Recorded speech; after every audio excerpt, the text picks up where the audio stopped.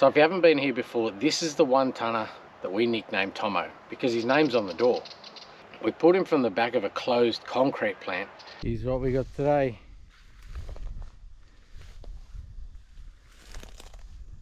Old Holden 1-tonner. And with a bit of a fight, we did get him running.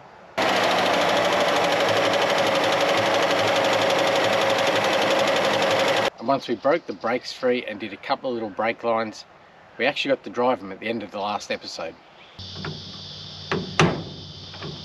This is not in the service manual anywhere. Just saying.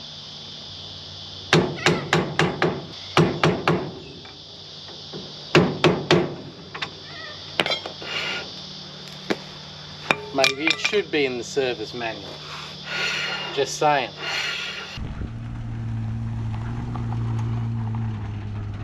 But Tomo's got rust issues, and that's where we're going to start. We stripped him out and cleaned him pretty well, but once the rubber floor mat came out, you could see he'd been leaking for a while. Both floors are shot.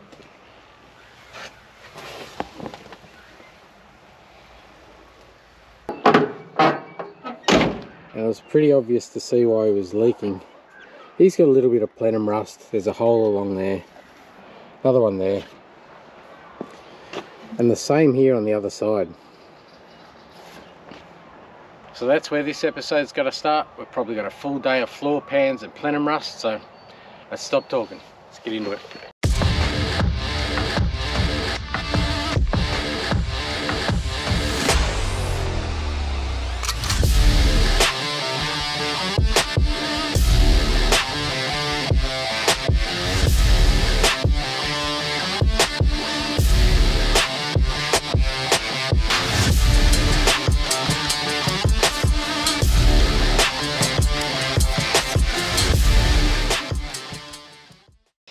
So at the end of the last episode, I chucked the seat back in, but it's not bolted down.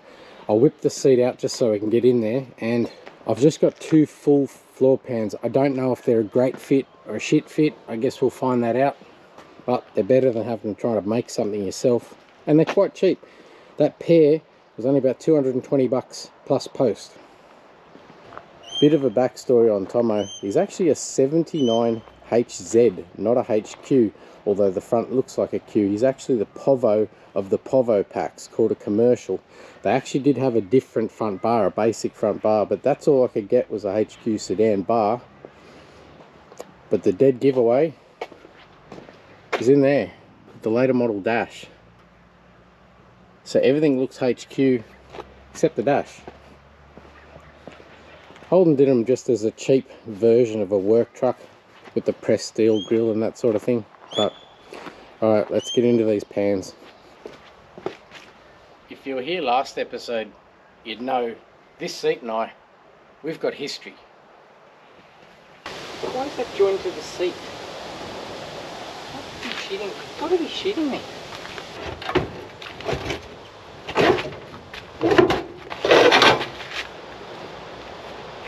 Just doing my head in. You are effing kidding me.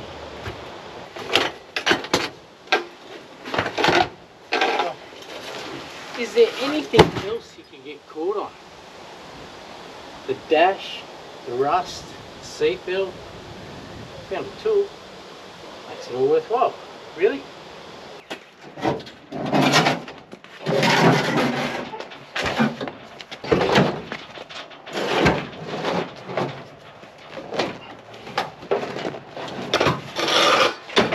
Bit easier the second time around. I think. Still heavy.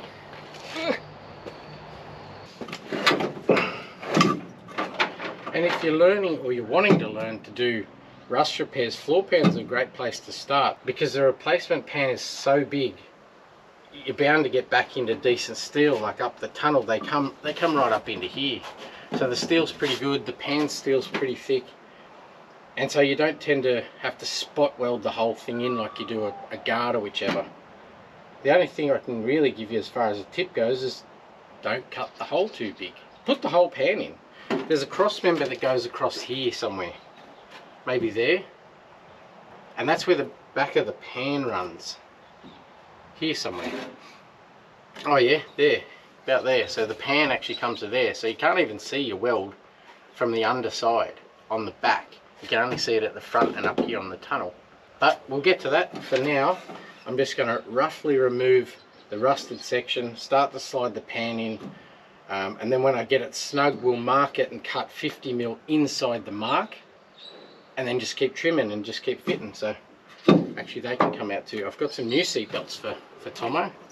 Those ones they died when I tried to remove the seat, but anyway, that's another story. Righto, seatbelts out, start cutting. Stop talking, idiot.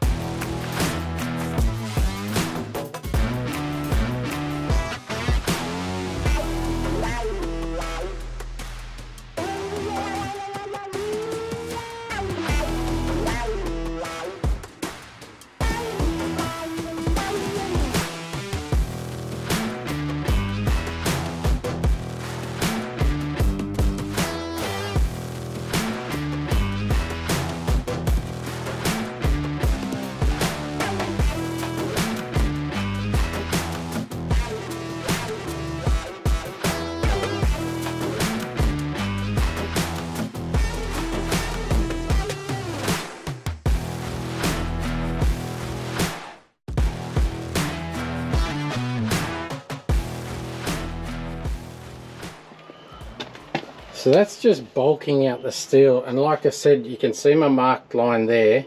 I said come 50mm, I lied. I've brought that down to, that's about 30, but that's still going to be okay.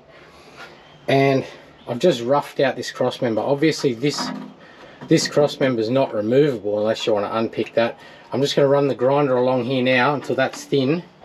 Drive a flat blade screwdriver underneath there and everywhere in between the spot welds. See how it lifts up?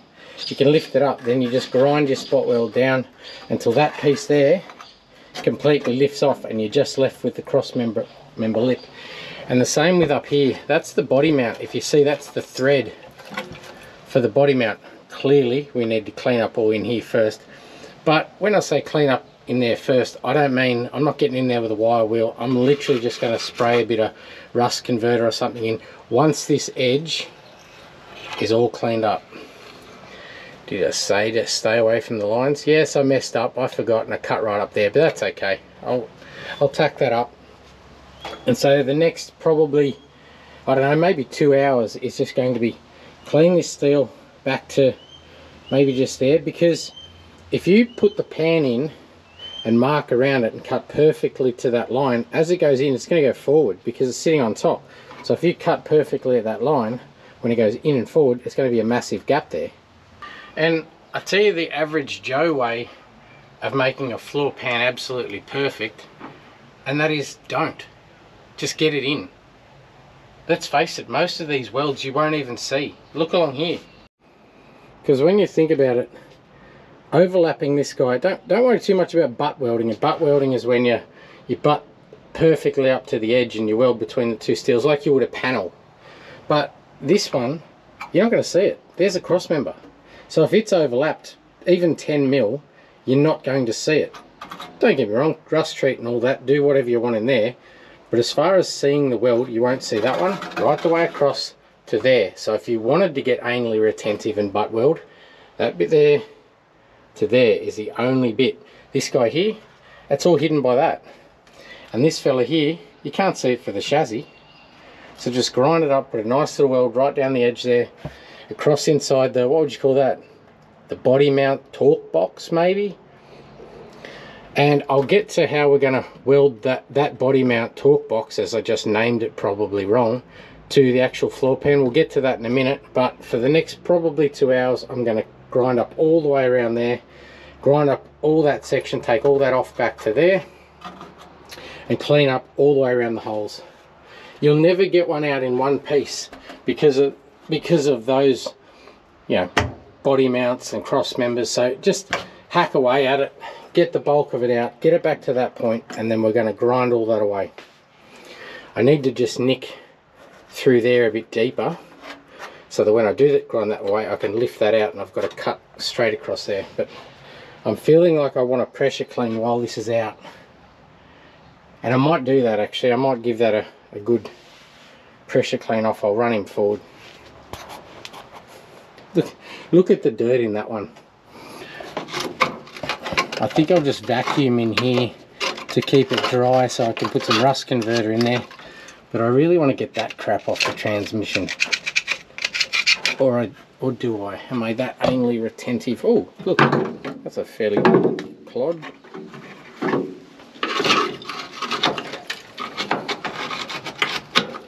And there's other sections I'm going to have to go wider on, but I'll worry about them after. I'll get the pan in, then put a patch there, and there's a section there. If you see, there's the mark for my pan, but there was a big hole there. So I'm going to make a little patch for that. That was quite thin there too. That one might be a bit of a pain, but anyway.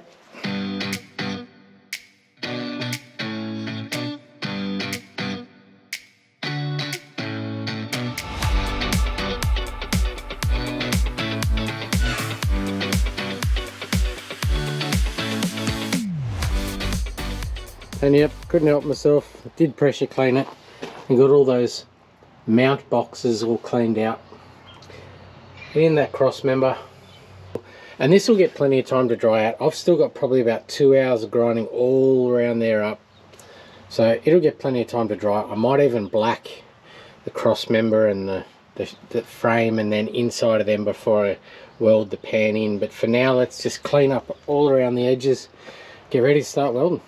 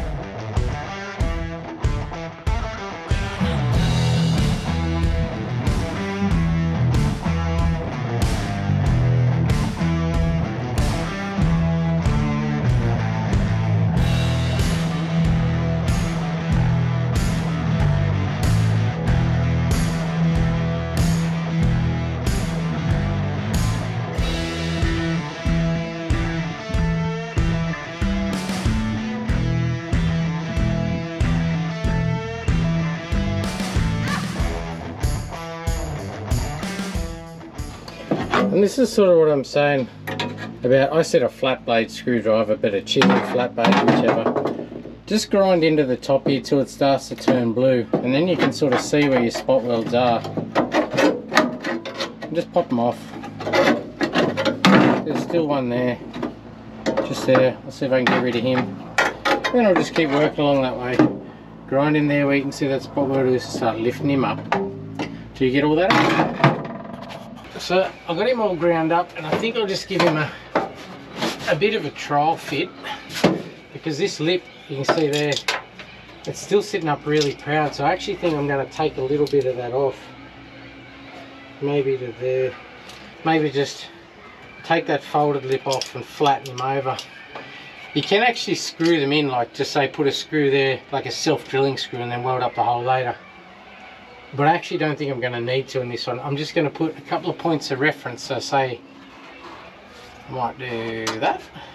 And do the same up here. Just so you know you're going back in kind of in the same spot. Otherwise you're trimming and it's never fitting and shit's going wrong. Right, let's give this a trim. I'll just knock a little bit off this lip and bash it down flat.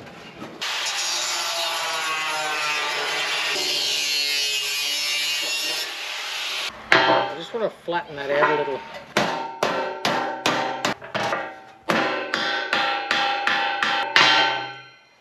I'll probably have to trim that again now, but that curve just wasn't sitting up against that sill. I can't get my marks to line up, and that's because this bit I've flattened out now is just holding it away that direction. So where this actually kicks in, I'm going to take a little bit more off that, and it should sit down a bit flatter and come over that little distance. So we'll try that. I just nip them along there, because before that roll was rolling early, so it was coming to about there and sitting straight up. I want it to go either sit flush and finish there, or sit flush, because I can weld it along that seam there. Okay, now I am going to screw it, because now that sill's fitting better. That's all sitting right on the edge. Actually, I can probably trim another fraction off that, but it's sitting a hell of a lot better. I've got to get under and draw a line around the back on the underside of the pan where that body mount box edge is, that box over there. Then once I've got a line there, I can just drill some holes, and they're going to be your spot weld holes. But I need to put some pressure on this, so I can put that right forward and reach, and that's touching that box now, so I want to jam a couple.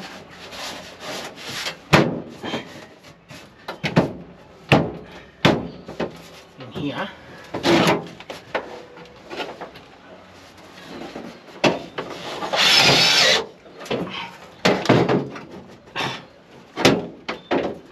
I missed the steel.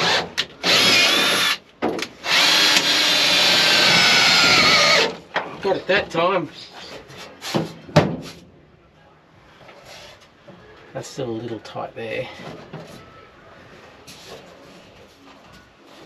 Yeah, that's good. That's good. Right, so now I'm going to get underneath. I'll show you. It's easier if I show you on this side. I'm literally going to get underneath and draw a pencil line across the edge of that and up the side of that, and that's going to give me a mark on that guy, and then 5mm in from the line I've drawn on the pan. I'm just going to drill holes down it. So I've essentially traced that edge so I can work out what that is. This one, a little bit tougher without taking that cross member out, but rather than freaking around with that, I'm just going to draw a straight line there and a straight line here, and when the pan's in, just mask my line across there and then mark them out. And you'll see the very poorly marked pencil line down there, along there, and then along there. So I'm just going to drill maybe 1, 2, 3 holes there, maybe 4 along there. About an 8mm bit too. Like, I'm going to give it a decent hole, so we'll get them in. So I pop my screw back in. I've drilled my holes, and you can see the bare steel through there.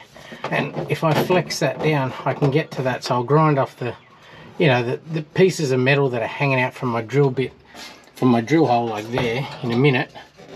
But that's basically ready to spot weld. And I've put 2 marks. That's the front of the cross member and the back of the cross member. That cross member there. And then I've done the same here. So I'll run some tape across there, and then maybe measure out, I don't know, 6 or 7 across there. And to be honest, that's probably where I'll start. I'll press the pan right in and tack one of these guys first. Reason being, if I start on the outside and then find I've got a gap here, I can't flex it down, it's not going to move. So I actually want to push that right in, get them down, tack one of those guys, maybe 2 of those guys, that guy in the corner maybe, and that cross member. Oh, before I do that, I'm going to mark right round the very edge all the way around, and I'm going to take all of the floor out within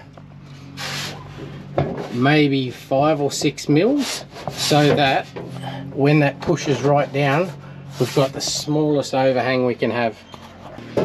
And like I said before, you don't actually need to do that. If you don't want to trim any more around that, you don't really need to.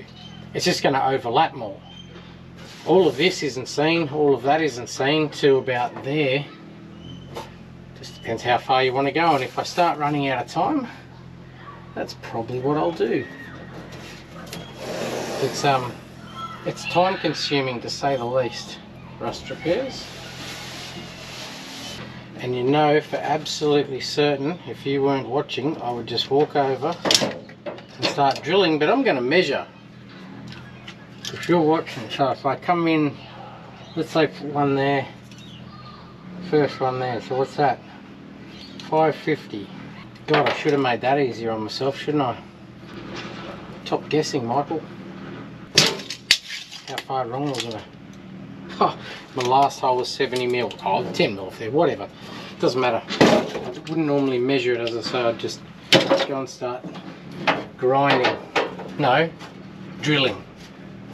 And then we will grind. Then we'll grind up all these edges, get them ready to start welding. Actually, I might come out a bit further in spots because I don't feel like cutting that off at all.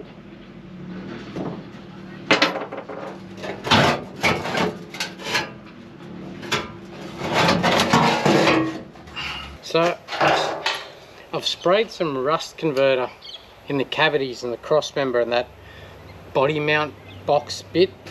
While that's drying, I thought we'll start getting ground up. But one thing is, don't forget, although you're not welding this side, don't forget to grind them up, because look at the big chunks of steel hanging out of that.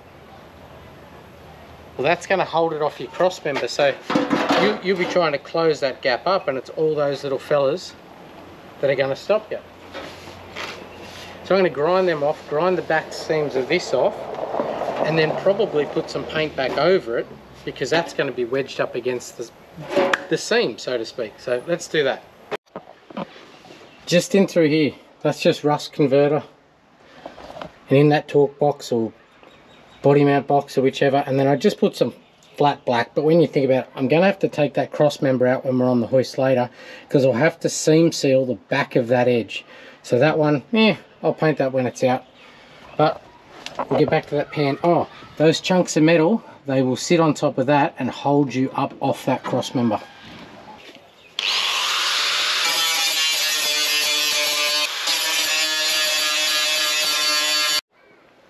So I've got him all ground up, and I've got my locate and screw back in, and only the one, because I still want to be able to flex it. If you see up here, I can flex it down and get it closer to that guy there. But everything here lines up. You can see there's my cross member. That one's sitting up proud, so I'm actually going to do that one first. I think that's just the screw holding him. So I'm going to push that one down, tack him, and that'll hold those guys all closer. Once I've got one tack there, I'll come up here and I'll do one or two there.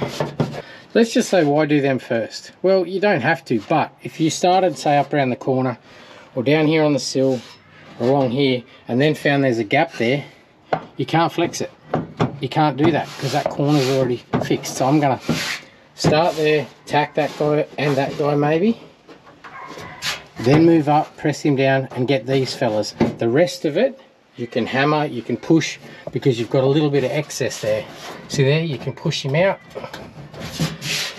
Righto, stop talking, for God's sake. Just get welding. And I'll tell you what I nearly forgot to do is set up that. I never used to do this. I used to just wing it, but I can tell you,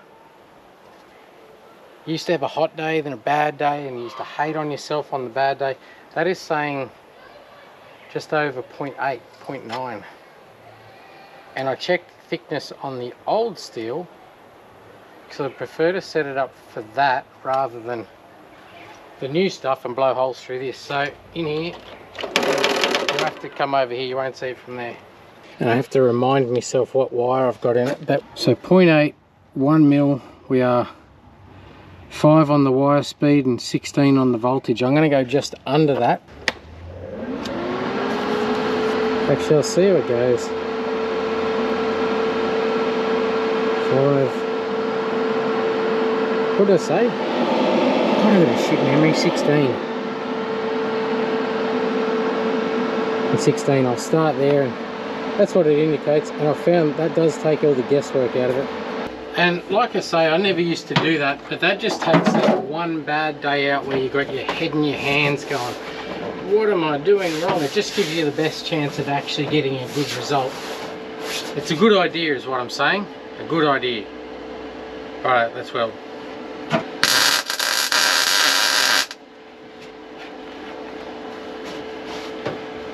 And this one,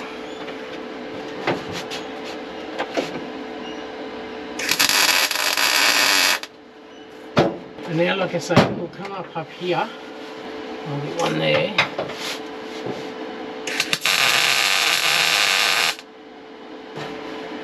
Alright, we'll start going around.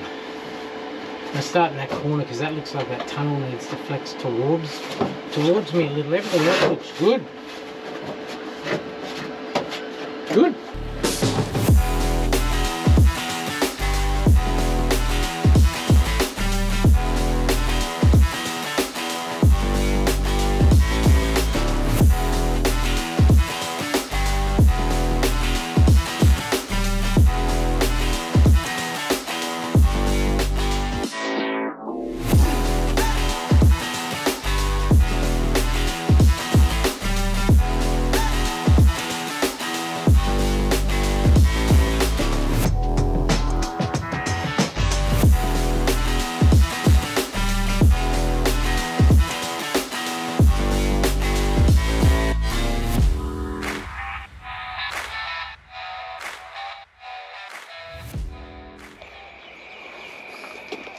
And that's probably it for today. I've just put some black etch over.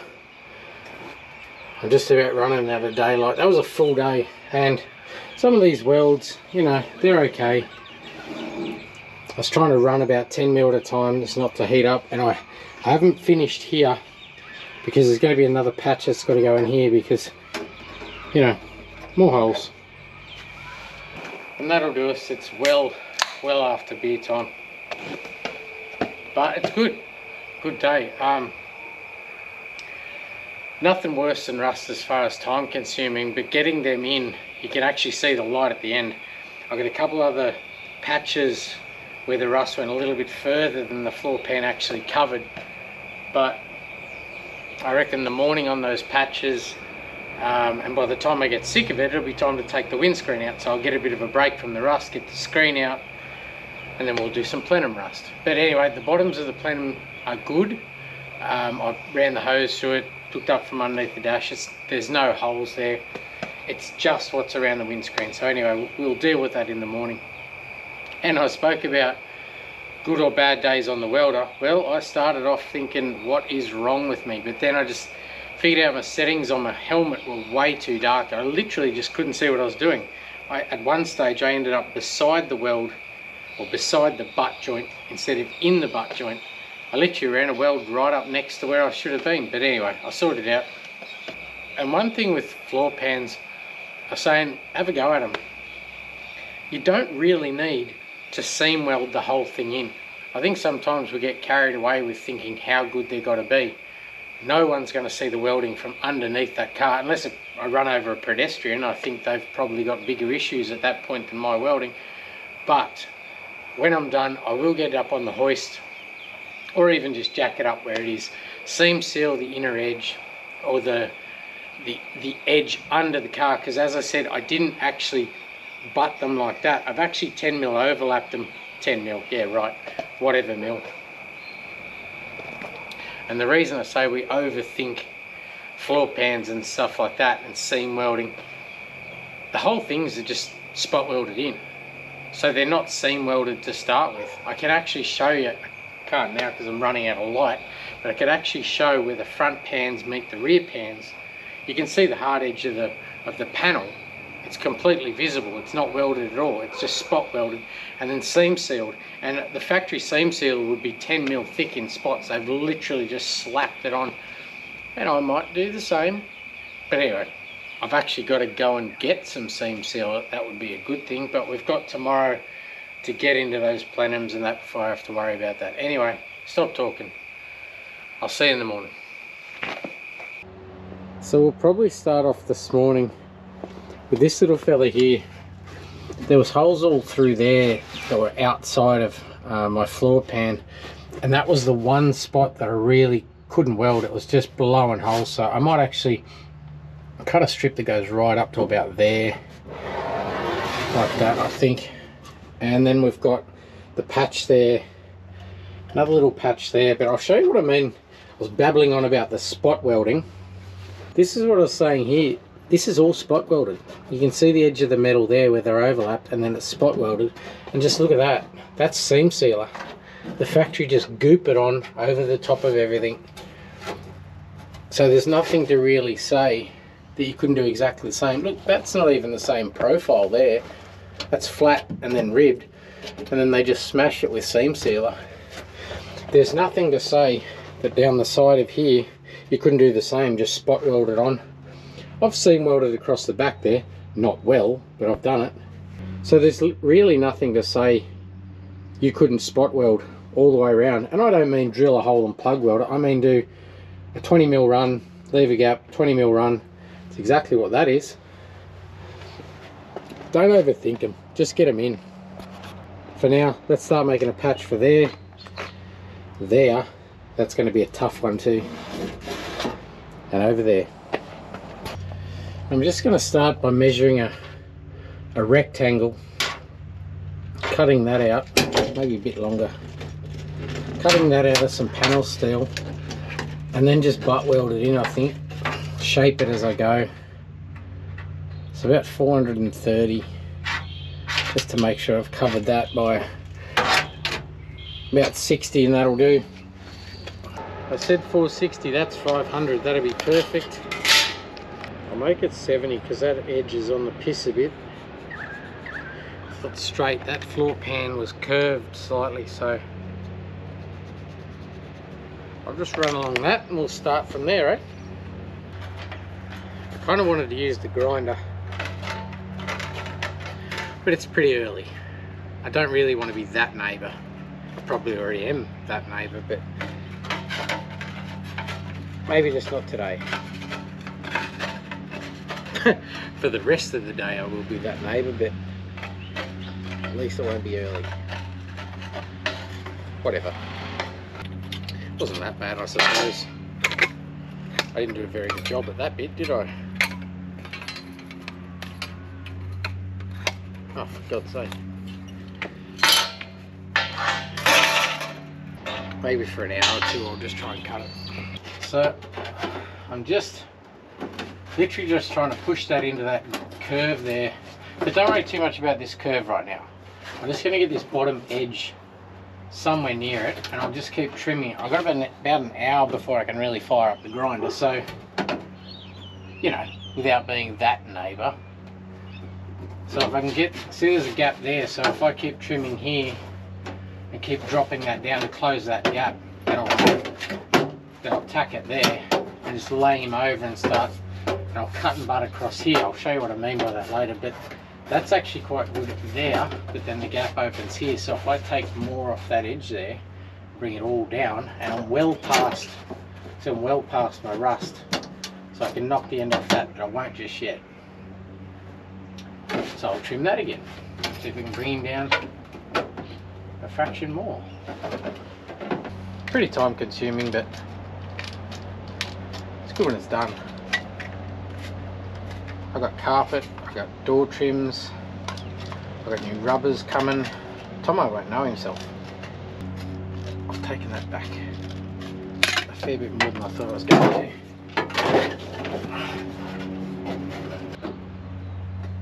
to. Okay, so that's nothing like it, but that'll do for now.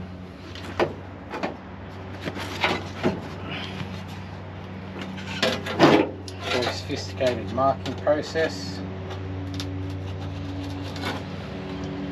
I can't even see where it was. By the looks of it, I'm going to have 7 or 17 goes at this. Right, so time's up, grinder's come out. I've cleaned up the steel, cleaned up around it. Now I'm not going to cut that as of yet. You'll see why. I'm actually going to start tacking this in because there's so much shape there. I'm just going to start tacking it in, and I've put shape in this end, but nothing in that end.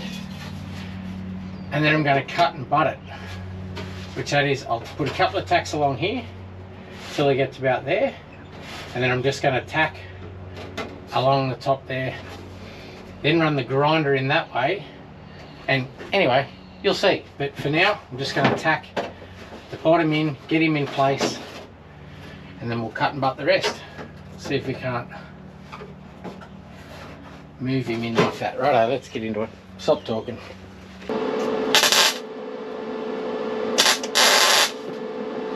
Turn the gas on, you dickhead. Straight up, first world, bird shit.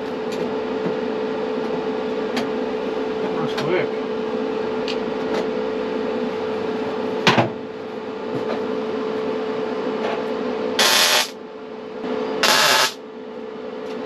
Marvellous what happens when you turn the gas on, Mike.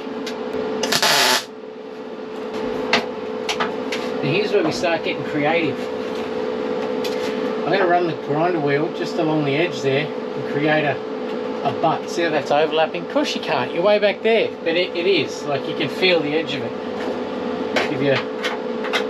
There's an edge there, so I'm going to get that 1mm disc and just run along the edge there till I get a tiny little gap. And then I'm going to slice in the end of that, right at the edge of that piece of steel, and just push him in to the gap. Here we go.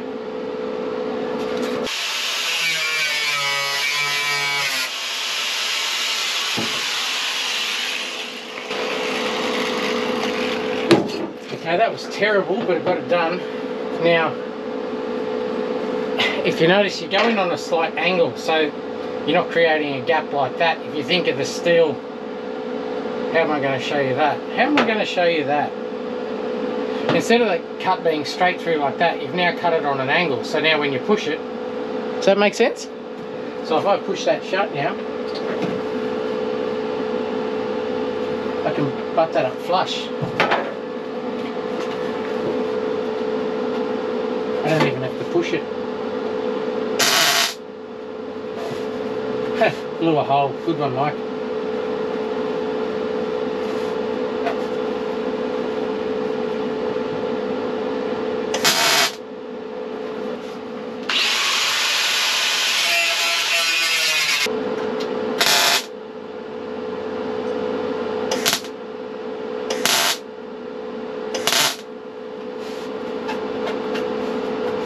And now I'll go in up there, I'll go in the same, if I can get the grinder in, that is.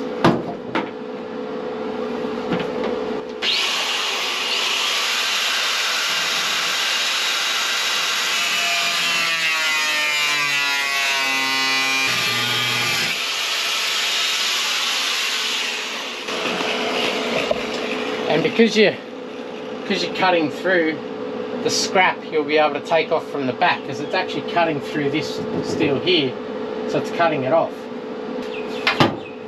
Then we'll start coming along here.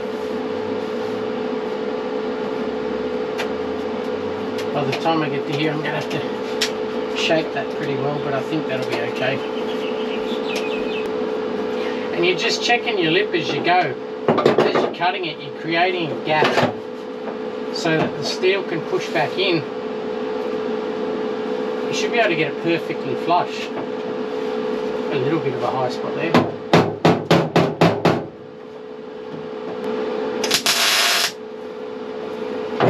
And so now all those spot welds that were there have been cut down to this one. So I might put another one down here, cut through that one, and then you just keep coming down. So you see that's perfectly, no lip there. Where's my pencil? There's no ridge there now.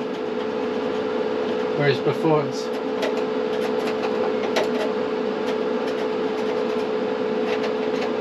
little one there.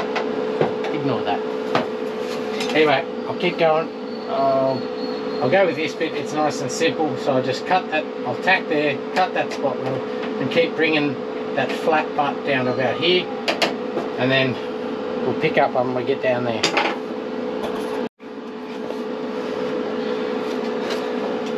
So we've cut all the spot welds all the way through there, cut it with the grinder, and that's all flush. That one's a bit shit actually, Michael, but that's flush all the way along there now, on the bottom, right to here, and here. And I'm going to use a fancy ass hammer, only because you're watching. If you weren't, I'd probably just get a 4-pound sledge. But now try and bend that into that shape, and try and get that closer. So that's all within a couple of mil. It's within pushing distance to get it to the right shape, so I'm going to put a tack in that corner.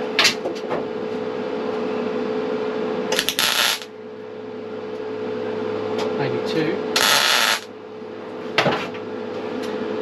Then cut that guy, slice down through that, and just start pushing back till I get flush to there. And the same up there. That's it. I'll grind it off, make sure it's right, and then we'll just go around and seam weld it. Yeah, it's that easy. No.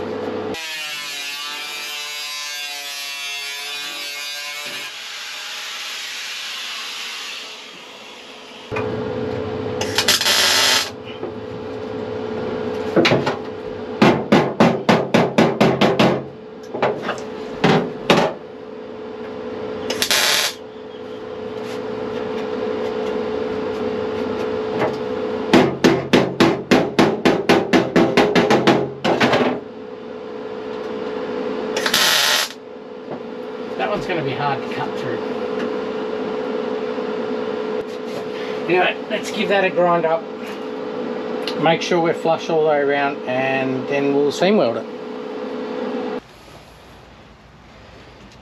So that's him, he's in.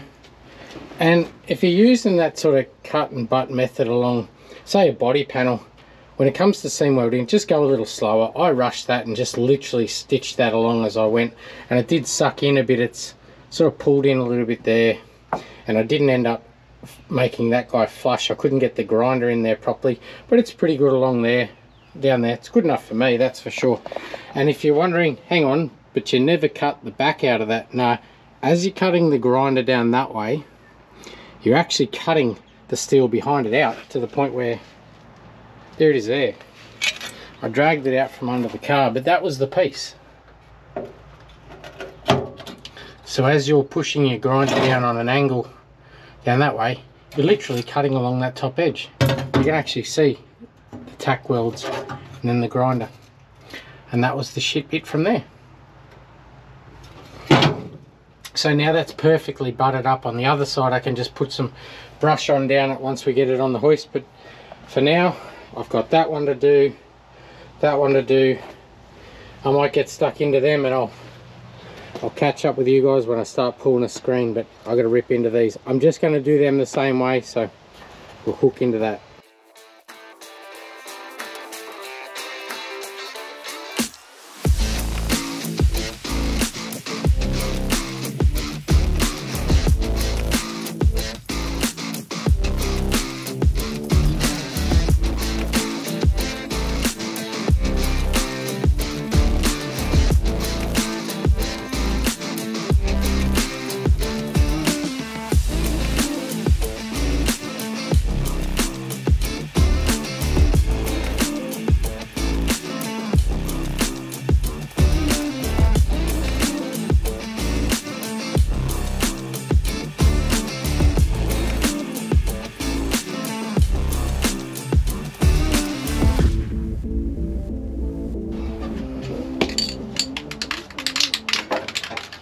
And yeah, I know what you're thinking. Well, I don't really, but I'm going to have a crack at it. You're thinking, Mick, that had ribs in it, look. But you know what? I don't miss them.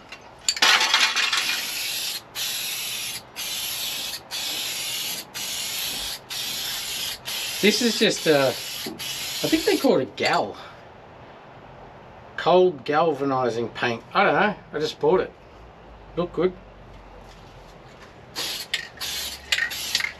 Zinc cold galvanizing. And I'm going to rip the seat belts out of this guy now, because other than seam sealer, which we'll do in a second, I'm going to black everywhere.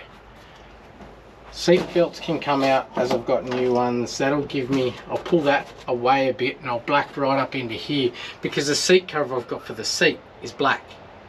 So I'll have a little bit of black on the dash, black seat cover, black back of the cab. Can't wait. If you want to get super neat with your seam sealing, you could always mask off each side of your seam like that, which I'm not going to do, I'm just showing you. And then get your seam sealer and just run it down the middle, just so you go like,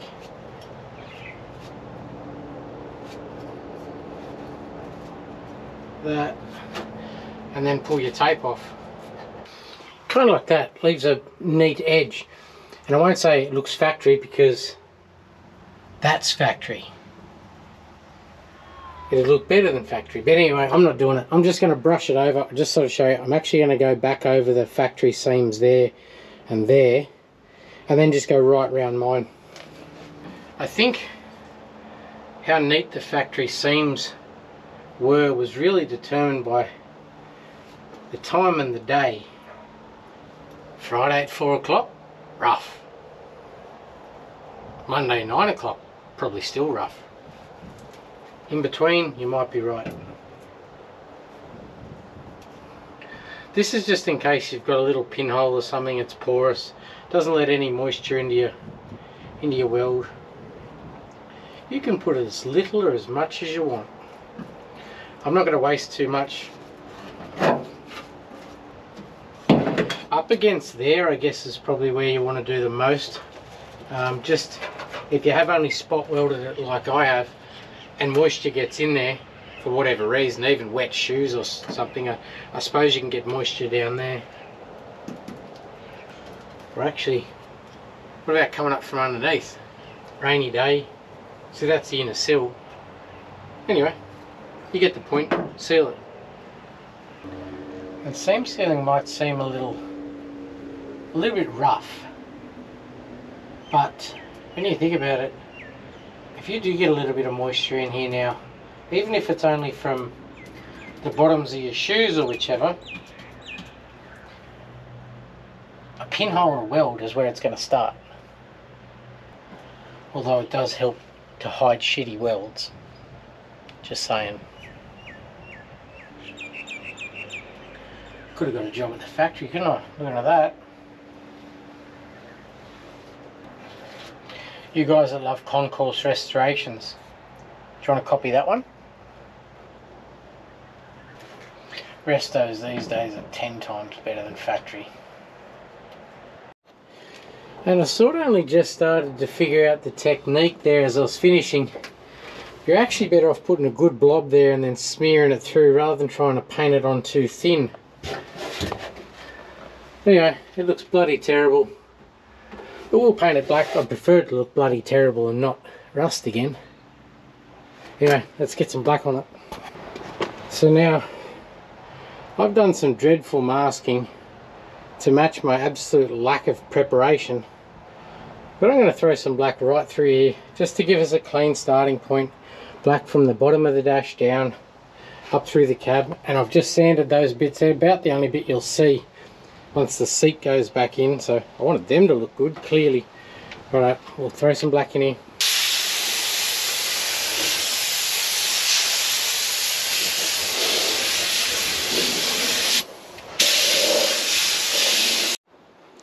So she's getting late in the afternoon, but we're all blacked. And looking amazing. But last thing, the servo. I think we're going to start pulling trims off around the screen, some wipers, because in the morning that screen's coming out, so we can do more rust in the plenums. And don't forget to bag everything, little screws like that. Go on. They're the sort of little things that you walk around for hours going, where are those screws?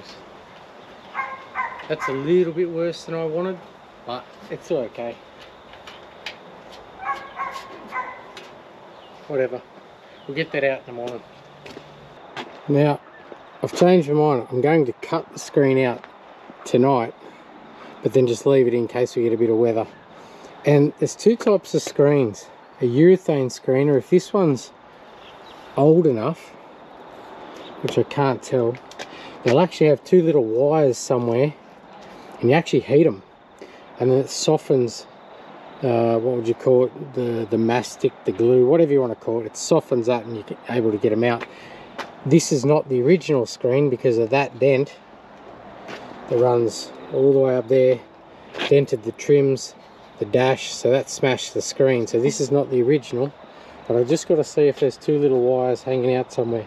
And you literally just connect a 12-volt battery to them. They're generally I thought on the passenger side, halfway up the screen about here, but I didn't see it. So I'm wondering if I'm just going to start cutting. That looks like the stuff that you heat in, but I can't see where.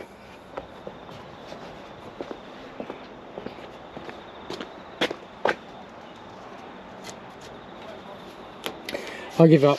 I think I'll just cut him. I was going to wait till the morning because there's a fair chance you can break these, and I'll probably be more patient in the morning than I am right now. But all it is a nice little sharp hooky bit. You go in behind the screen and then your little handle to drag it along. So you can actually see the tip of the blade there, and the reason I'm taking them out is not only we're going to weld up the plenum, it leaked from the top, somewhere up here.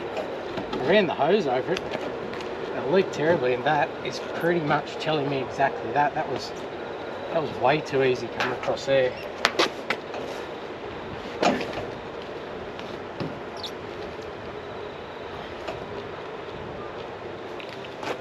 That doesn't seem to be cutting. Seems to be just dragging. Oh, yep, it was a wire one. Guess what I'm caught on?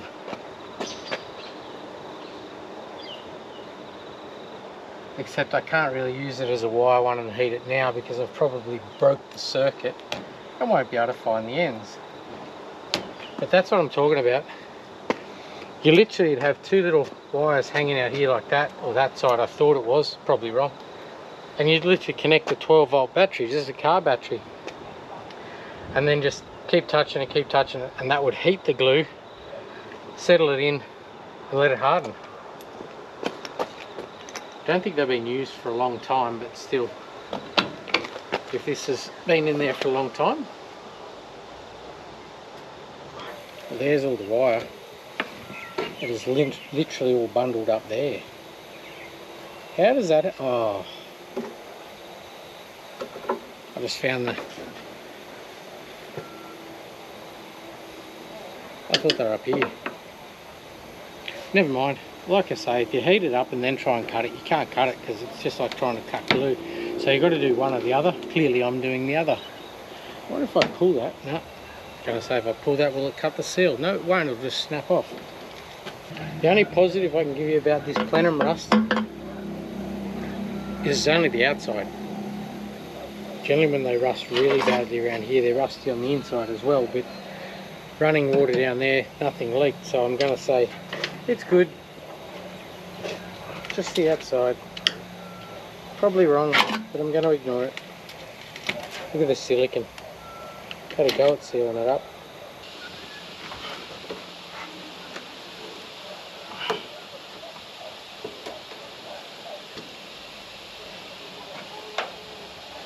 I reckon I'm going to have 76 goes at this.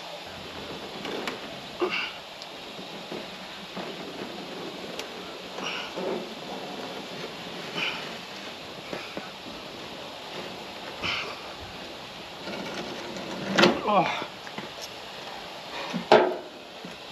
And that's only half.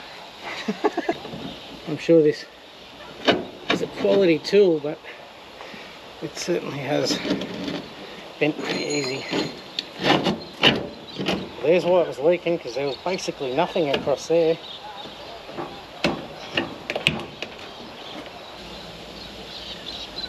Oh, there's the secret right there.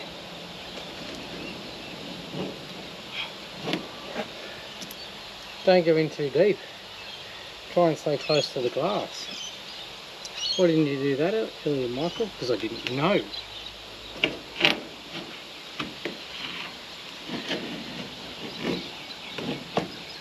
That's why, because I didn't know. I was just going in and hoping for the best. Getting around those clips is kind of tough.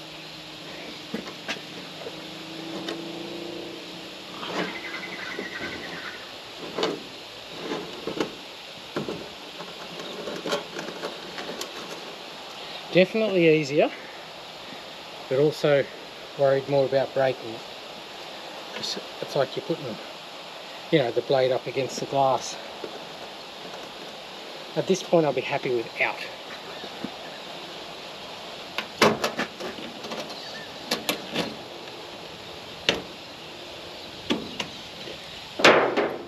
If I break it now, I'm going to chuck such a tantrum.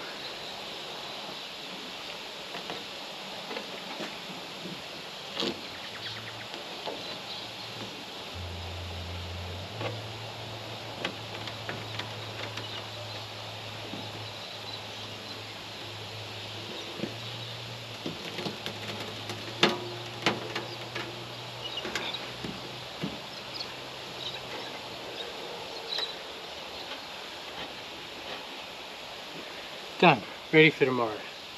And despite my bitching and moaning all the way through that, I'm actually pretty excited for this one. The more rust work I do, and I mean that was a full day again just doing rust patches, but the inside's now ready for carpet, and tomorrow will be the same bit of plenum, but by the end of tomorrow it'll be ready for the screen to go back in. And it's making me think, do I want to go a little bit further with this one? By the time I finish the floors, done, do the plenum, that'll be done. Do I want to go further with the outside of it? I don't know. Anyway, I definitely want to go further with the inside of it, but that'll be determined by how quickly I can get parts here. I've got carpet, but I didn't go too much further than that. I've got a nice new seat cover for the seat. It's black to match the black we did at the back there, because everything needs to match in Tomo. And I know I banged on about that seam sealer a little bit, but it looks terrible. It honestly does. You brush it on, it's like a kindergarten paint, you know, sort of painting you'd put on your fridge. It's bloody awful. But you look at the factory stuff and it's even worse, but it's necessary. Well, I guess if you ground that down, primed it, painted it, but why? It's under the carpet. Anyway, seam sealed, painted, carpet. We'll do the same underneath. Once we're finished inside, we'll get him up on the hoist, just zip around the other side of those welds, and then seam sealer underneath and black underneath. It's blacked at the back. We haven't blacked the front. We did the back only so I could sit the tray down when we were pressure cleaning, I think, in episode 1. But anyway, he's coming along good. Big day tomorrow. Get that plenum rust done. Then he's sealed up. I'll see you in the morning.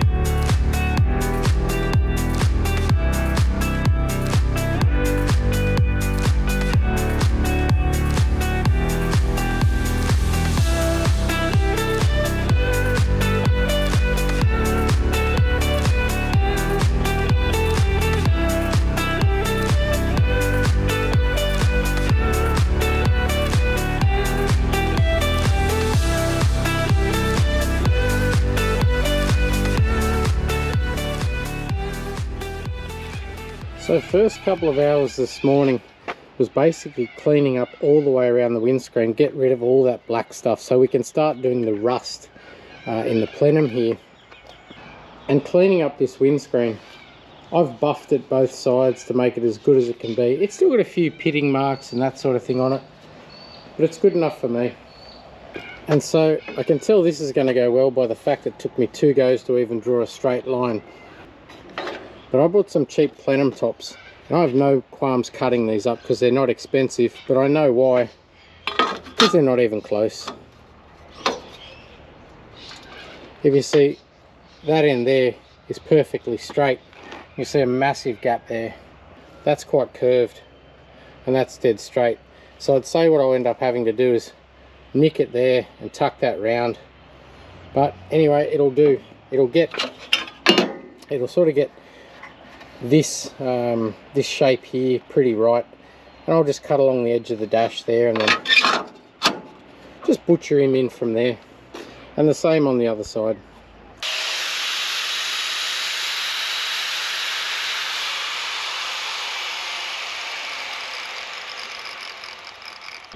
And no, I'm not doing a full plenum, I'm just doing a short cut of it, just the bits I need to do. I'm not taking the guard or the door off.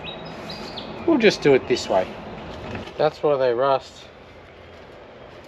trapping crap up under there. That's surprisingly good though. Look, that's still clean steel there. Look there. That shocks me a little. But it's good because that means the inner plenum's okay. But I'll check that once we get further into there. I'll have a good look in there. I ran water down the plenum previously and there was no leaks inside, so I genuinely think the water was just coming down and going through these guys, and the bottoms of the plenum's okay. Even looking up from underneath the dash, it looks okay. But I'll just keep trimming away here, follow that line and cut him off there somewhere, and then we'll just trim that guy up to fit in that hole. I'm not sure how far up the dash I want to come. I think I'll try and join it behind where the windscreen will sit, somewhere there. It's like the corner needs to come off so it drops down. And there.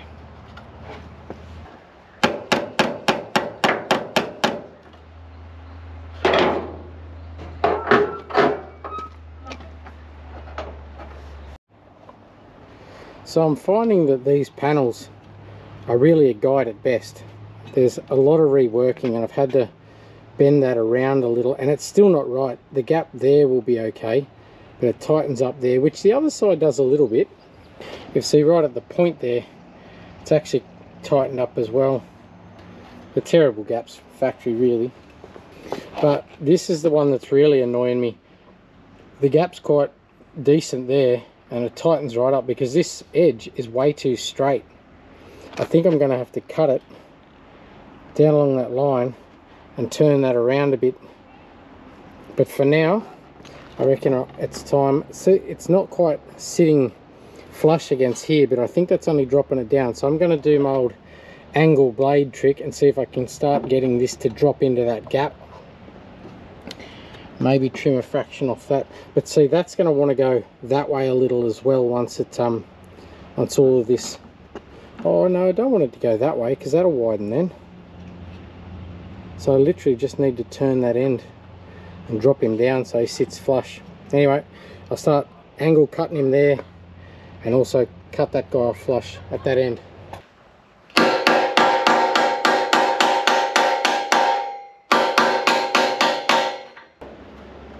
That's more the shape.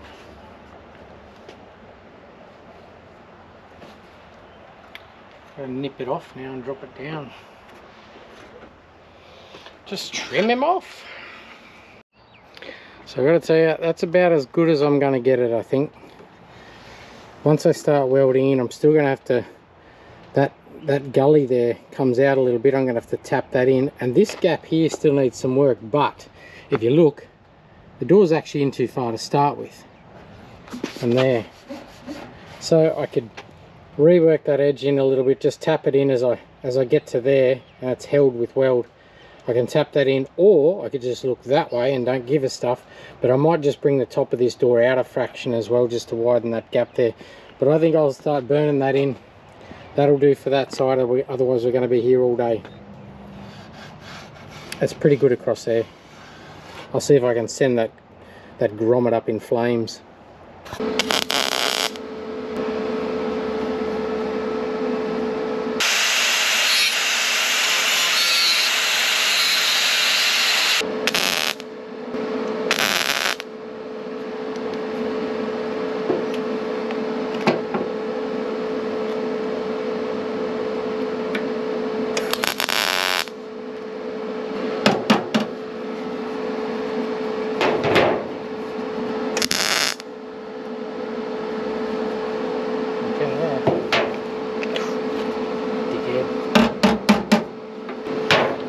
Now I'll just go along and tap that edge down into that cut. We can stitch him in. Still hot. I'm proper stupid fair dinkum. That's not too bad.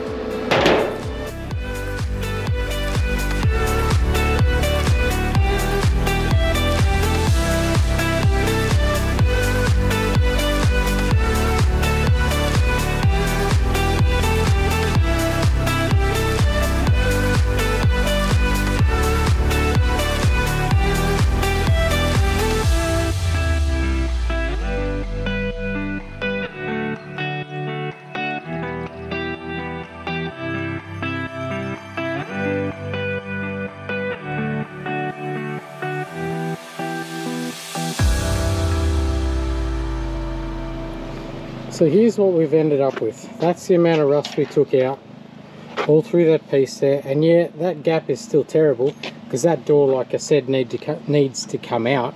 Not making excuses, maybe I am, whatever. And there is a little ridge down there. I'm just going to pull some body filler through that bit there. And on this side, come up all right. That little weld there has sucked in a bit. I got impatient and tried to start running along there rather than spot welding as slowly as I could. So I'm going to put a little bit of body filler in that one as well, but I'm not too concerned because of my dent there. That's my character dent that goes all the way down through there. And don't worry about that hole and that rust there because that's on the inside. That's part of Tomo's character. The other one we did was up in the top here. I just cut out a little round section of steel and put it in that hole there. I drilled the hole out and then die grinded it bigger and then patched that. I won't put body filler in that. We're just going to etch prime over that. So now it's sand down this guy, a little bit of body filler, and we're just about ready for primer. And I'm going to paint the dash.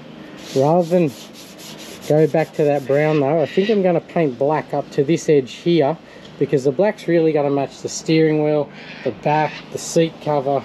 So anyway, we'll get into that.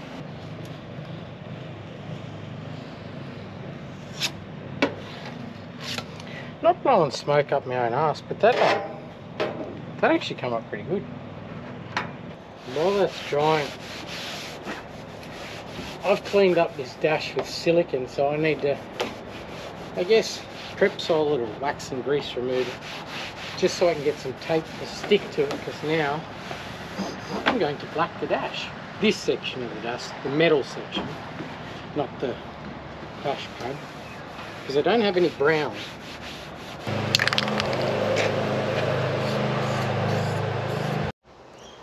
So late yesterday afternoon, I rang the windscreen guy, expecting to say, oh yeah, we can fit you in next Wednesday. Nope, they said, how about 7 o'clock this morning? So they've already been, fitted the screen, and while that's curing, I can get inside, fit the carpet, the new seat belts, and put the seat back in. I think I'll glue all this back together as well. Make it look good.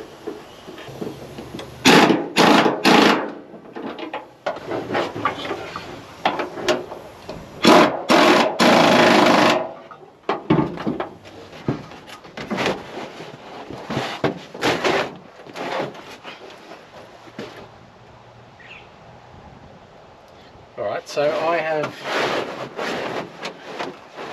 rather naively assumed when you order ute carpet it would have been the full floor in 2 pieces. I know they come as a, I just assumed it would have came with that. However, I've actually come across this before. I ordered the wrong carpet for mucus. And the reason I thought it would come with that, because it did. I ordered a ute carpet by accident, don't know how I did that. And it came front and rear section. So I actually have a rear section, but it's different colour. Won't worry, just put it in.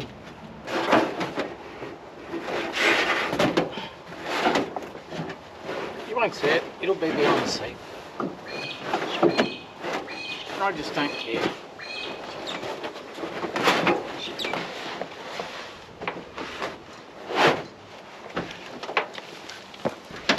I'll just trim it up so you can't see the sides. It'll be mid. It'll be fine. It'll be behind the seat. You won't see it anyway. Well, you know, if you've been here before, you know this one. And that's for your seat belt bolts and all that sort of thing. Just get a hot soldering iron. Through you go. Wiggle him around, it makes a perfect little round hole.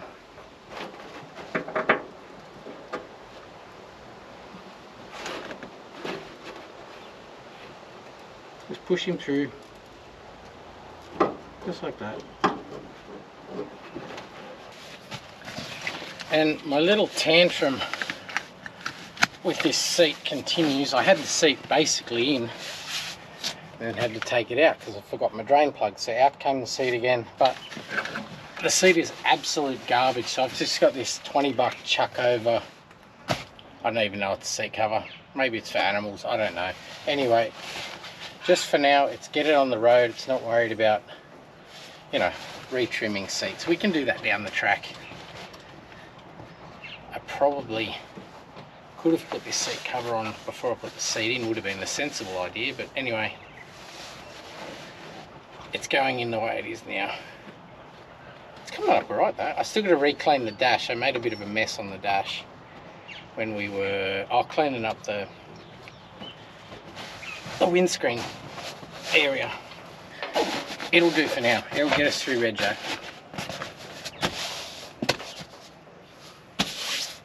She looks pretty good if you look that way. Oh, and the two-tone carpet, you can't even see it on that side because of the handbrake. This side you can see it a little bit, but you know, that is as long as you don't look there. But it's a fashion this summer. All the cool kids are doing it. So I'm very gently going to mask around the edge of my screen, although that's now had a couple of hours to settle while I put the seat and the carpet back in. We'll get some primer and start putting a bit of colour on those two rust repairs, and then we might start around with a little bit of bodywork. Starting here, I think. The corner of that's curved up, there's a hole there, and I've got to do something with this because we've sealed that up now with the floor pans in it. The rust is done in the plenum, but that's going to let water into the bottom of the door. However, the door is not great.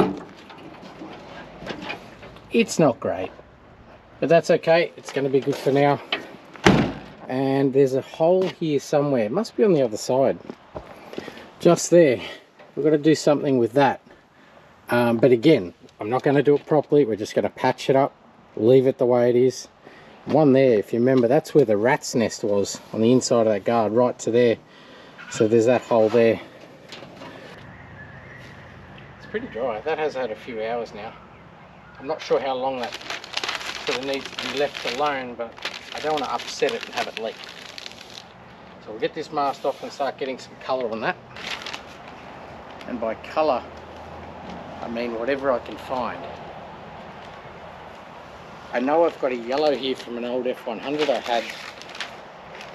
It might be nowhere near it, which will be fine.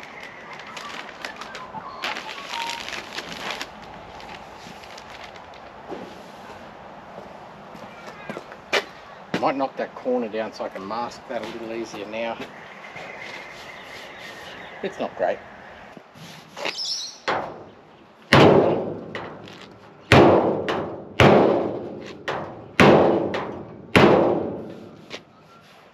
I need to sit something under there to hold that. It's just flexing. Don't want to dent my guard.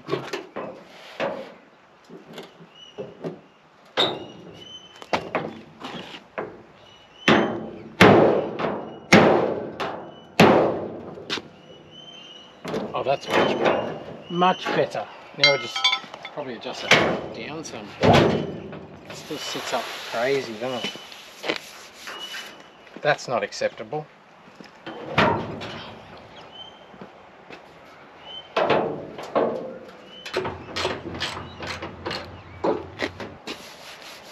that got the back down, but it's got to come forward a mile. Like that much. What's that, like half an inch? Let's go there.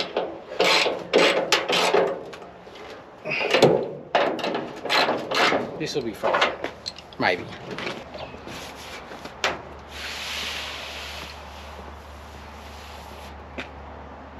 Yes, that's right, I'm panel gapping this heap of shit. But what that does mean now that I've shifted that bonnet forward, I didn't do them up at all tight, did I?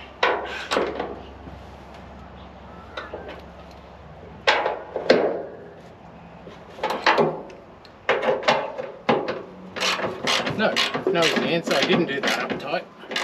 But what that does mean now, I've shifted everything forward to get the back to sit down. That latch is not in the right spot.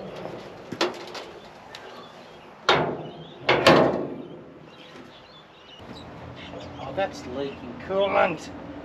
God damn it. Stop making more work for me, Tomo. Look at that damn thing leaking coolant. I would say that's the bottom of this thermostat housing, not my brand new pump that I put in there. Looks like it's coming from above it. Or is it? Looks a bit shitty there. Yeah, I think it's coming from above and running down. Anyway, we'll get to that. And that is to chuck a tantrum if I can't get this. Get a decent bloody shifter. Ratchet, you need ratchet, not shifter. Marvellous how easy it is when you get the right tool. There's really no adjustment in this guy. I got like 5 mils if that. But when you shut that,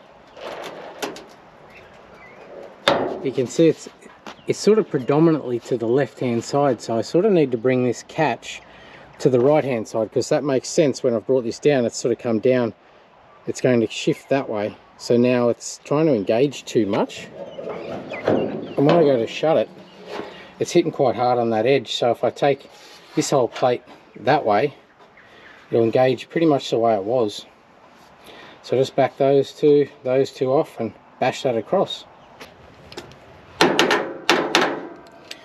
See where the washer mark is? I've brought that across, what's that, maybe 4 mil, 5 mil, something like that, but I'll nip it up there. And well, actually what I'll do is have a bit of an eyeball first.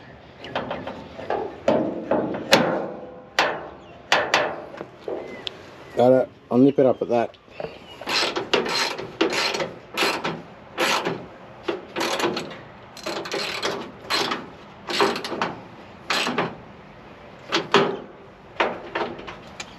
I'll just do 2.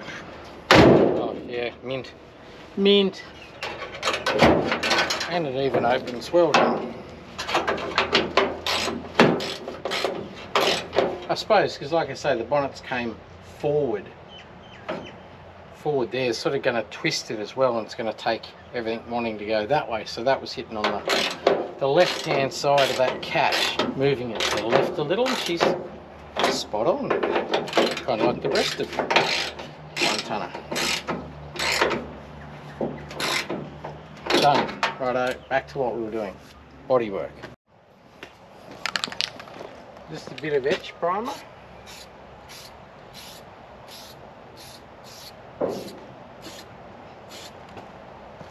This will ruin my masking, no doubt.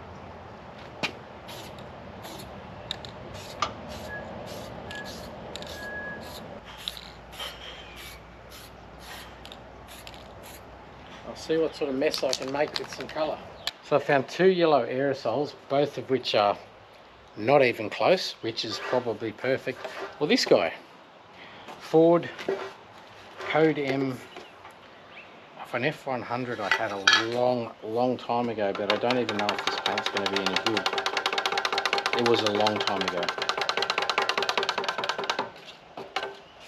It's actually got a lot of thick shit on the bottom. I could add some black.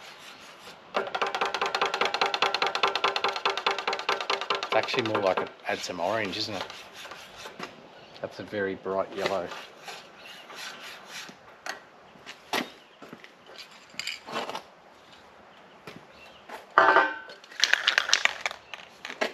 I'm no better off wasting that as I am them, so I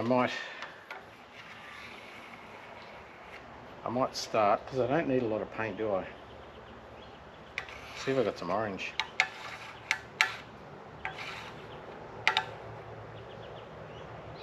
That actually might not be any good. When paint sits for a long time, it does what's called seeding, and it looks like it's got sand thrown in it. Well, if you look at the bottom of that, it's very lumpy, so that actually might be beyond its useful date anyway. I don't know, have I got a date on this? I've got a year, 73 to 74 Ford Yellow Blaze. But no date, it was mixed up.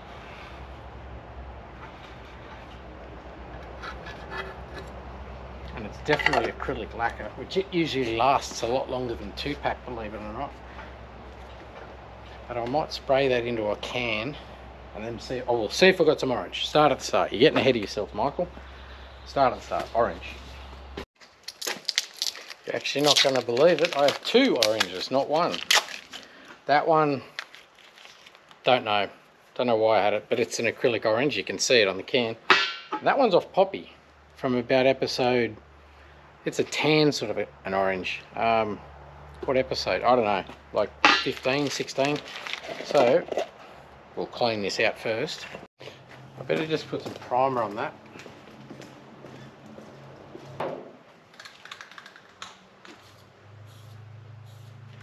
Make it more.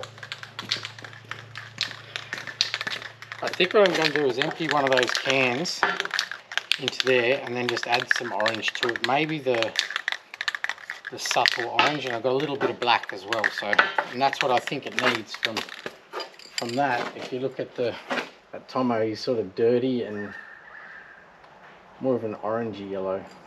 Anyway, we'll make something. So I'm just emptying what seems to be the never-ending can, and I was thinking, I wonder how old that paint is. Take a look at this though. Lead, 11.3%. It's old. Paint hasn't had lead in it for a long time. It is old. When did they stop putting lead in yellows? You painters, you'd know. I should know, I don't. So here's where my system has failed somewhat. That was the lid for the aerosol, but now I've sprayed it out. It's absolutely nothing like the lid. To the point where I probably would have just sprayed it. But just looking, I'm thinking I add a little bit of white just to wash it out and fade it out. A bit of black and that'll do me. And I guess I'll see if I've got a white. Yep, got a white XE wagon. Maybe the front bumper bar of the XE. And all the white's going to do is just wash the brightness out. If you look at that, you can clearly see that's a nice brighter yellow. I just need to wash a bit of that brightness away, and white will do that. It'll milk it up, and that's not exactly a very bright white, so it's a very grey white. And this was probably some chuck together shit that we did the bar on the XE on. So we'll chuck it again. I'll just dribble a bit in. Not too much. You can't go back the other way. If you go too far, I suppose I can. I've got another aerosol can.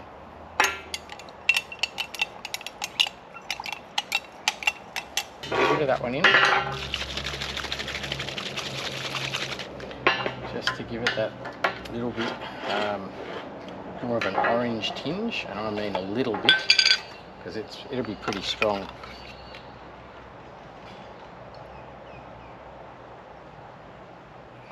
That'll probably give it a lot of black too, because there'd be black in that colour. It's a filthy looking colour.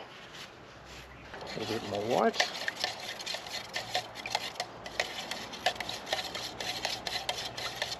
And I'm starting to feel like I need to hurry, because those clouds are telling me we ain't going to have sunshine for very long.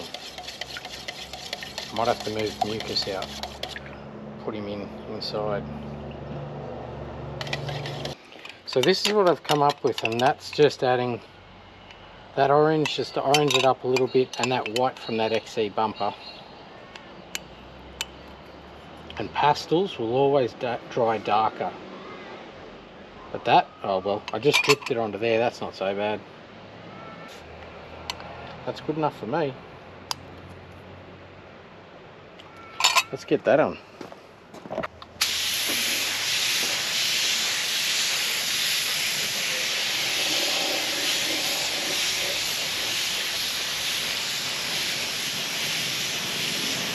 And just as I started to put the paint on, it started to spit, so didn't ever get time to move mucus out.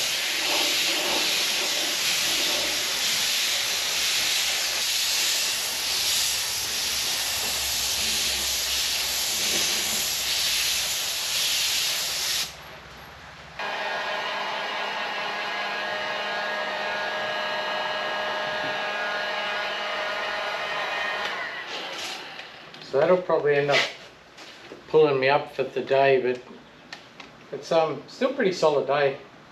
String went in this morning. That's now what? It's almost 5, so it's been in there for about 10 hours actually. But tomorrow I'll probably be a lot more confident that we can work around it without, you know, worrying that we're going to unseal the new sealed screen, so to speak. And before you judge me too heavily on my terrible paintwork, tomorrow we've got to do some terrible bodywork. I want to get those holes in those doors sealed up because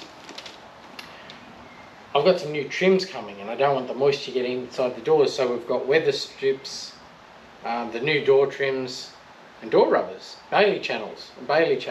They can all go in tomorrow. So anyhow, I'll keep giving this guy a dry off and I'll see you in the morning. I was going to call it for the day, but the rain's actually eased up, so I've put him back out and I've just covered up my paintwork. I did dry it off pretty well with that heat gun, but we're going to pull that thermostat off just quickly. The light level's dropping a bit here, but I'll quickly just knock it off, flatten the face off and chuck him back on. Just one more job out of the way today. Just while I wheeled the surface up of that thermostat housing, I'm just going to run a file across it, see if I can't get a better gasket surface. Just holding him flat. See if we can get a bit of shine. I reckon it was leaking from this bottom corner because that bit there is pretty corroded, but see what we can work out.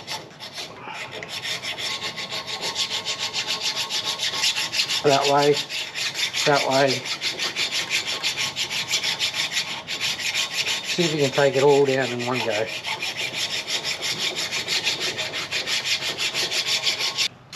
You get a nice bit of ultra blue or something on it,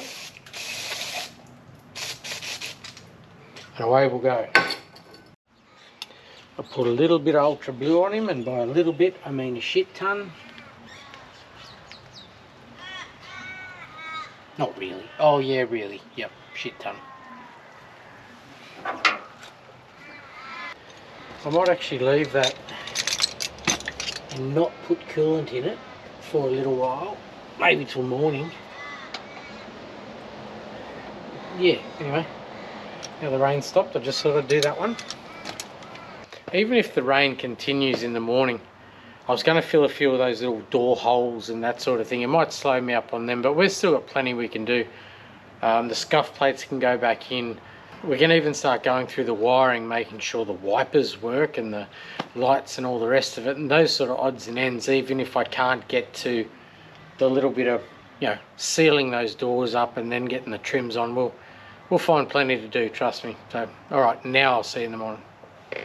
So first thing this morning, we're up on the hoist and we're going to start on seam sealing these pans and cleaning up around the edges. If you see, obviously that's the new floor pan, and that's where I've overlap welded it. So all that edge there and that weld there, I'm going to clean him up with this little guy, with this little fella, because I'll be able to get him up in there, just up in there, and run along that edge. So one of the questions I guess I pose when you're putting these in is, if that's basically the same as it was the factory, overlapped like that, what's the difference that I've overlapped the floor pan like that? I say there's nothing, except I'm going to seam seal it across here so that doesn't get moisture or anything up in that joint. But this section, you don't even seam seal it because it's got gaps there, so for any water that gets in there can actually drain out. And if you remember, I rust converted inside of that, so as far as I'm concerned, that's good enough. And same with my little patch panel. If you remember, that's the guy that I didn't bother putting those ribs in, but that's just an overlap there. I'll seam seal that. What's the difference to that? Factory, no seam sealer. So don't overthink it, they're good enough. Whack them in, have a go at them. And if you remember, our join is about there, inside that cross member. But where this cross member meets that new floor, I also have to seam seal it. It's back there where you can't really see. So, and there's our little butted up patch. If you remember, I said about angling that blade, it actually cuts the back panel. That's perfectly butted up there, and I just run the die grinder along that guy all the way along there just to take the edge off those welds. And seam seal, that's the fold in the pan, the aftermarket pan, and then I'll go down that guy, along that guy. All right, enough talking. Let's get all that edge cleaned up, seam seal the lot, cross member out, and then paint the whole lot. all underneath. Probably the one thing I can tell you when you're seam sealing is wipe it in towards, in case there is a little gap there, which this one's pretty good, but that end's got a little gap there. Wipe it into the gap, go that way. And once you've got the bit of seam sealer pushed in there, then maybe go along that way for a smooth finish. See, and I'll show you at the end, but that's virtually, you can't even see that seam. Or so I'm telling you. No, seriously, you can't. Especially if you look the other way. I probably could have etch primed that first, but I forgot. And that does say it's got anti-corrosive properties. See, there's a bit of a gap there. That roll, my roll's not perfectly the same shape. So if you wipe it into that gap first, then pull it down. Anyway, I'll keep doing this, but I'll show you when I'm finished. So I couldn't get the transmission cross member completely out without really, I know, removing more shit than I wanted. So I slid it forward, and if you see there's our spot welds. 1, 2, 3, 4. It's actually more, one over there. But I'm just going to seam seal along that guy there and then push that back. And yes, that is how the handbook says how to do it. That's actually GM approved treated pine. And that's pretty much it. They're seam sealed up. I'll just get these stickers off and then give these a scuff up. I don't know what sort of paint that is, but from what I've seen, it's got absolutely no corrosion preventative properties at all, because I've seen them surface rust just sitting on a bench. So I'm going to scuff that up and we'll put paint over them as well. And yeah, I know I've banged on about seam sealer and have a go at the floor pans and all that sort of bullshit enough, but that is one of my bugbears, because that's the sort of stuff that people have an unrealistic expectation of what they're supposed to look like. Some perfectly unnoticeable, can't see it from underneath, like it was never done type of finish, which it's bullshit. They're spot welded in from factory. They got seam sealer gooped on. Get off your ass, have a go at them. Like, finish the video, then get off your ass, have a go at them. That's it. No more about floor pans. It's over. Let's move on.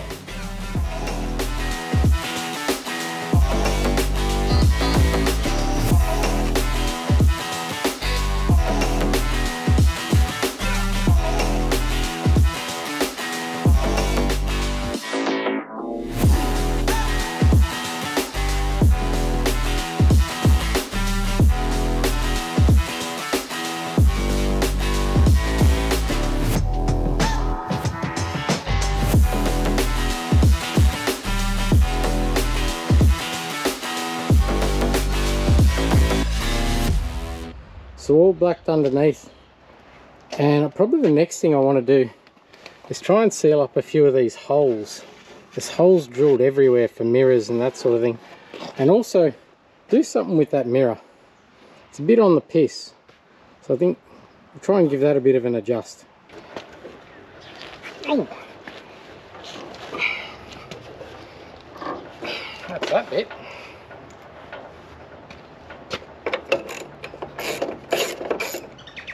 Oh, oh, that's still good, just barely. Oh, that's much better. Oh, mint.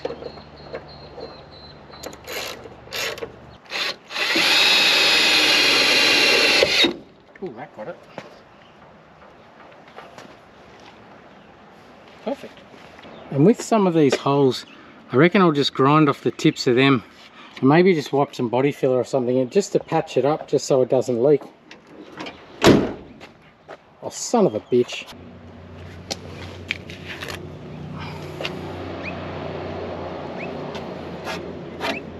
Combo's falling apart. That was the best bit.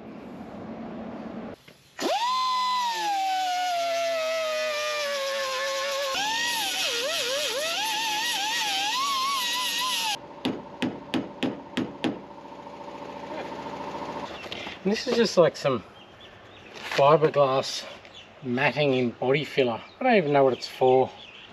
Maybe repairing boats or something. But it sets with a resin type appearance to it, like it could seal water, maybe. So that's what I'm doing it. So I'm really making a mess of this. Terrible, but I'll give that a sand in a second. I'm going to try and use some thinners and wipe the excess off. Just see if I can not have to sand it.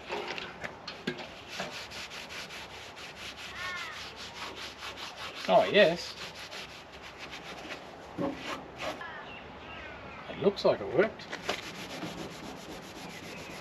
And those little repairs are completely awful, but what I want to do for the next couple of hours is get a razor blade and just start taking some of this top coat off. If you see there, I've scratched it back. Literally that yellow top coat is coming off to expose the primer, and then when I rub that primer, more yellow's coming out, and that's how I got the bonnet to come up like that. So I'm going to spend a little while just going around and just scraping him off like that. It'll be a slow process and probably not even remotely worth it, but I'm going to do it just the same.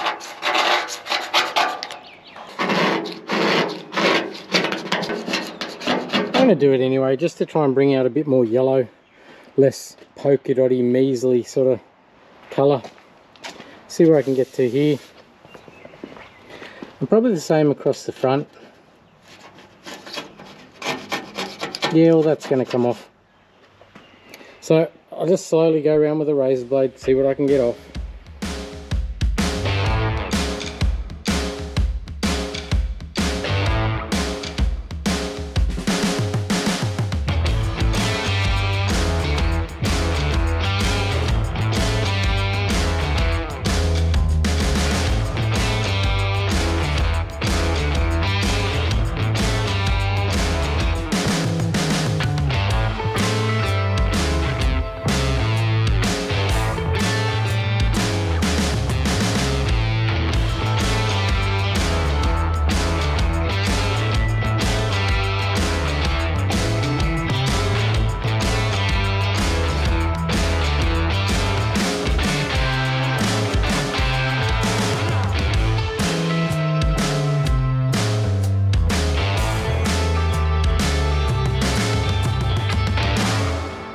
So this is where we're up to now.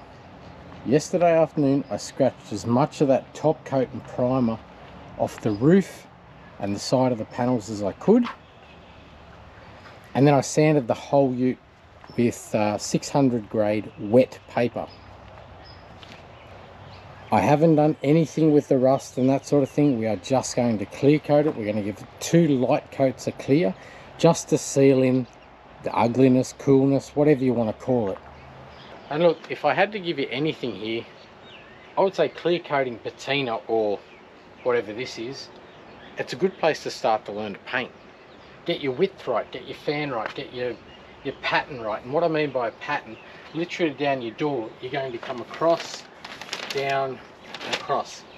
You're doing passes and you're trying to overlap your fan. You with me? You're going to overlap your fan. So this is your fan, right? That's your fan width. So the next pass, if that's the middle of your fan, the next pass you want that middle right there. Come back that way. Then move down. Go back that way. So that's your fan width. And there's the compressor. And so getting your fan and your pattern on clear coat, you can't really mess it up. If it's a little bit dry, maybe it adds to the look of the car, but at least you're not going to get stripes like you would with colour. So get your fan right, and I'm just going to wipe over it with the tack rag. A tack rag picks up all the lint and dust and that sort of thing, and I do this outside. I prefer doing it outside rather than in the shed, because if you're inside the shed and the rafters and walls have got dust or whatever, being a confined space to the air pressure, maybe it stirs up a lot of dust. I like the redneck spray booth, which is a little gentle breeze heading that way. Anyway, this takes a bit of dust and stuff off it. I have waxed and greased it, or prep soled the whole car.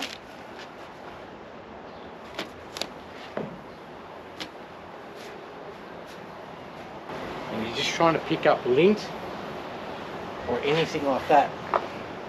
Because let's face it, we want a mint job. So on this one I'm using a 2-pack clear. I've actually used it before on the Commodore. It's a really fast drying 2-pack. I like the fast drying stuff. It gives less chance for dirt and dust to settle. So it's good for outdoors. If you wanted a semi-gloss finish, you'd probably use an acrylic. But I want this to really shine. I want it to look deliberate. First coat, I'm not going super heavy. Go around your edges first, like along your front edge and your back edge. And then start from this edge and go that way. You're carrying your wet edge across.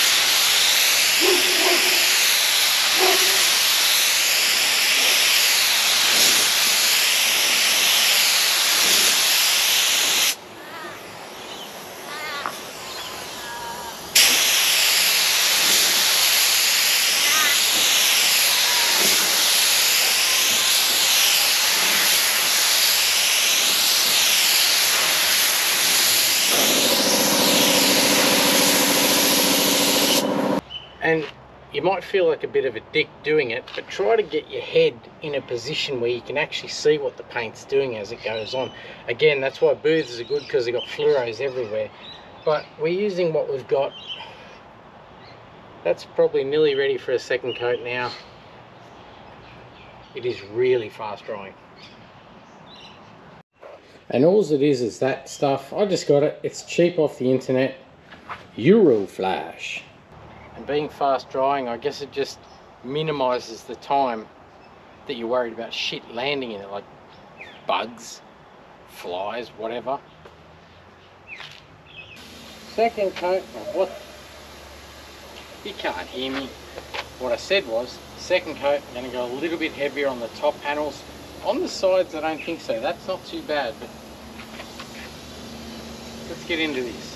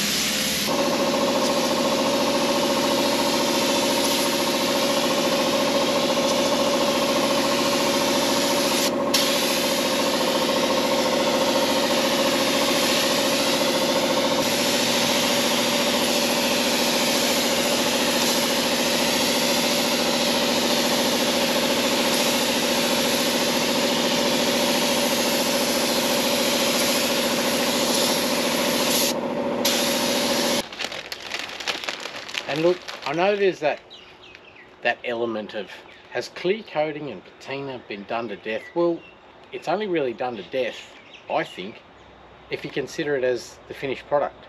This is not the finished product. This is just the beginning.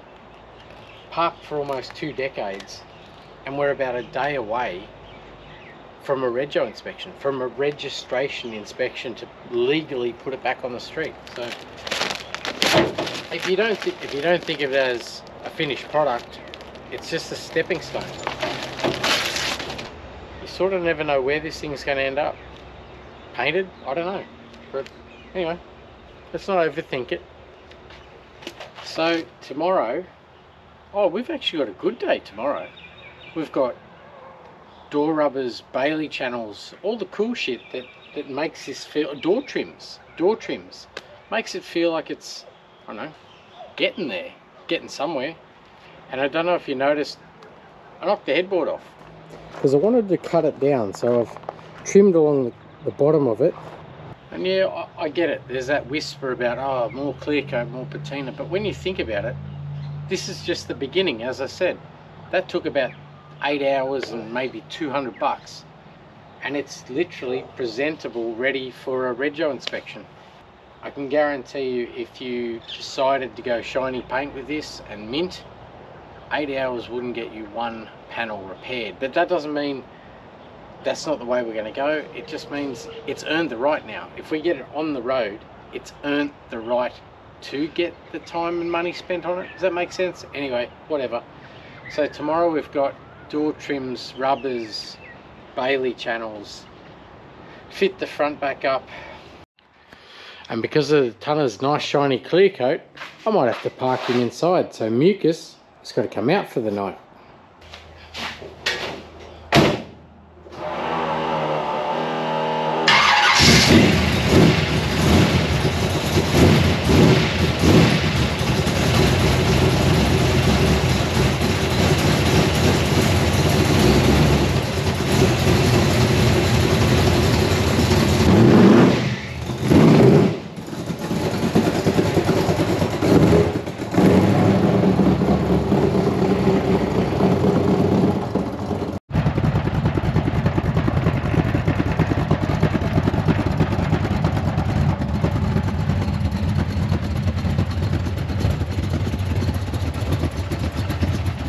Such a total heap of shit, it's so awesome.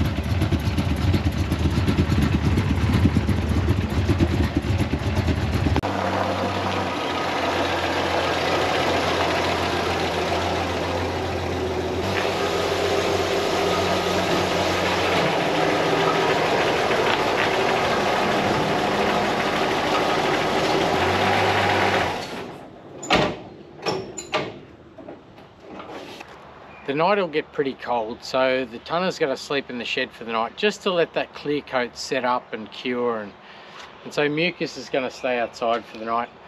If you haven't been here before and you haven't seen Mucus, we found him as a roller, no motor, no transmission, parked for over 2 decades.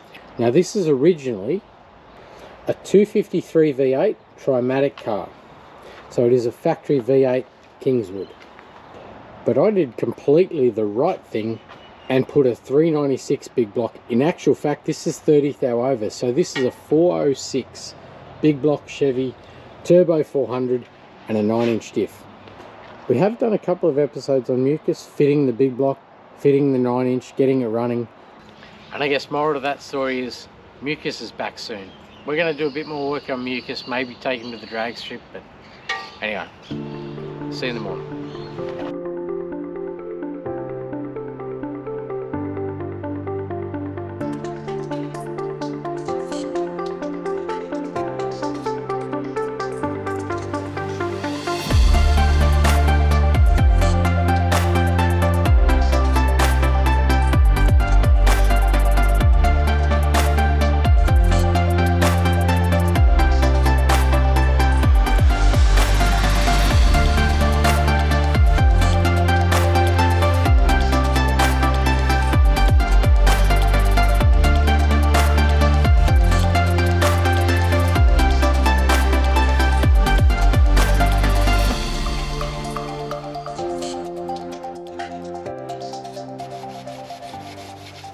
And I know that was a lot of time lapse, but I'm literally running out of time on this one.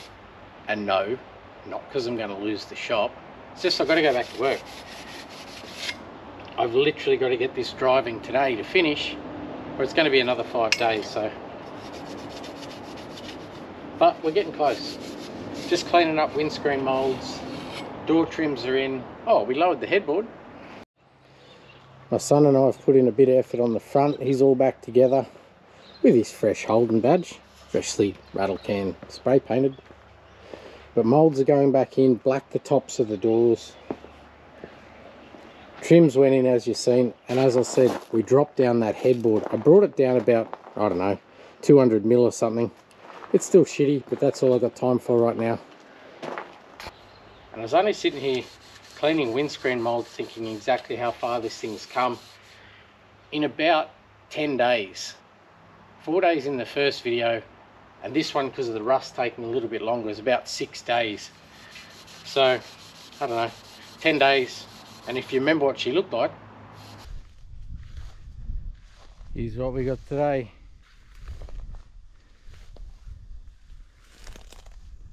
Old Holden 1 tonner. When I first saw it, I thought it was a lot older, being the Q style front. 79. I wasn't expecting to be buying anything today, but I have. And yeah, that was spread over a couple of weeks, with a bit of a gap in between. We did the wrecking yard video. If you haven't seen that one, go back and have a look at that one. That one was overwhelming, is what it was. But anyway, we're nearly there. We'll stop talking, get this finished.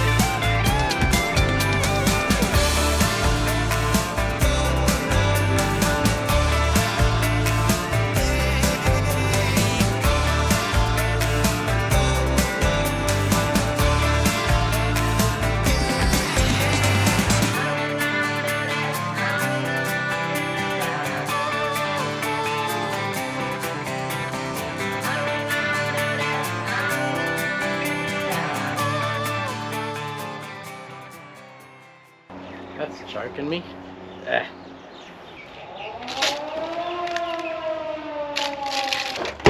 Why won't that shut?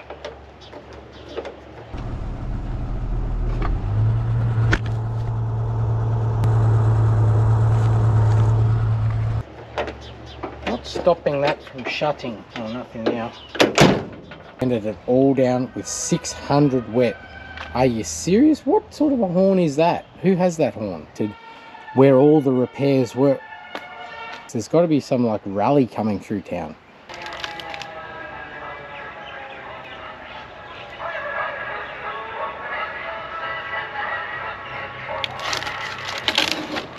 Those rallies sound like fun.